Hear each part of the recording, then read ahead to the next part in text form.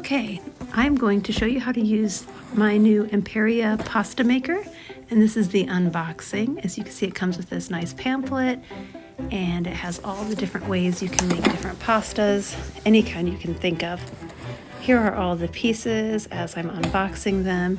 You do have to clean it before you use it, or you will get metal shavings in your pasta, so please read the instructions first and run your pasta through before using it. Okay, so here are the little scoops that I didn't use this time, but I will next time. And now I'm going to assemble it. This is the main base piece, and then it comes with 3 different separate attachments, and they just slide in so easily. Look how easy it slides in. And then it has the jack, I guess you would call it, and you just put it in each hole to make your different pastas. Okay, it just slides right off. And then I have the second attachment, which makes a different kind of pasta. This one is the ravioli, so that one's really cool. You just slide it on, and you can see those little squares that it makes. And then you put this attachment on, which will hold your pasta while it's gathering together. See, and you just turn it. Super easy. And it just slides right off. That one is a little harder to clean. That is the cutter to make sure your noodles will be appropriate size to go in to your machine. Here's the pamphlet that gives you different ways to make your pasta. I'm using their recipe, which is simply just flour and egg. Now there are other types of recipes that I will be trying, but this is the simplest. And so this is really cool. We bake a lot at our house, and I really like how different making pasta is. So you dump your flour on a clean surface, and then you gather it together and make a little pile, and then you'll make a little bird's nest. So you'll center out, hollow out the center, so there'll be walls all around like a little bird's nest, like that, or you have your little hole, and then you'll crack your eggs and put them inside the hole.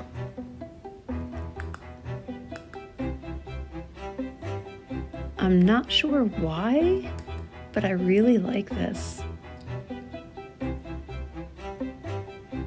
And so you'll start mixing it up a little and pulling in flour from the sides and sprinkling it into the eggs. And now this is time lapse, so I did this for a really long time. It was really soothing to do.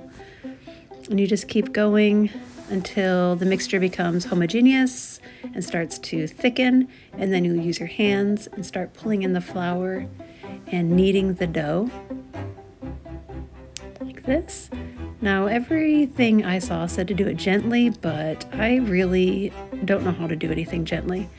So here it is. I think that's good. I'm putting it in plastic wrap, and I will refrigerate this for 30 minutes. This is a small batch because I was just testing it out. All right, now that it's been 30 minutes, my dear sweetie Veronica is rolling it out, a portion of the dough, and she's running it through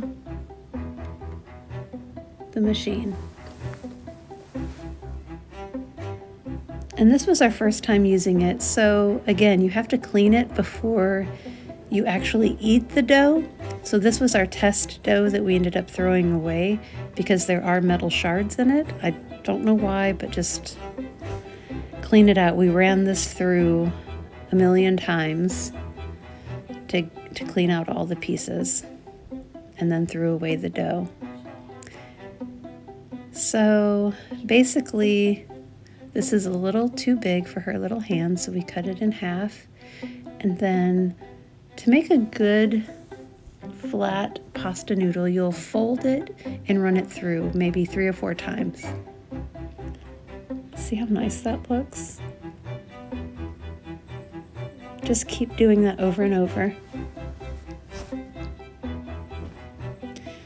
Now you kind of fold it a little bit different than what she did, but that's okay. You get the gist of it.